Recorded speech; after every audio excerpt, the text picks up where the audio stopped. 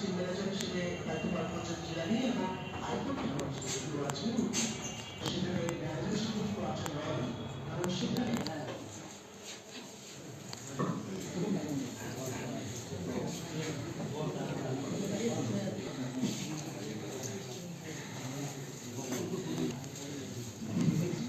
আশা করি আমাদের দেখেছি আমার নিজের পরিচয়। আমি এখানে আজকে সঞ্চালনার দায়িত্ব পালন করছি।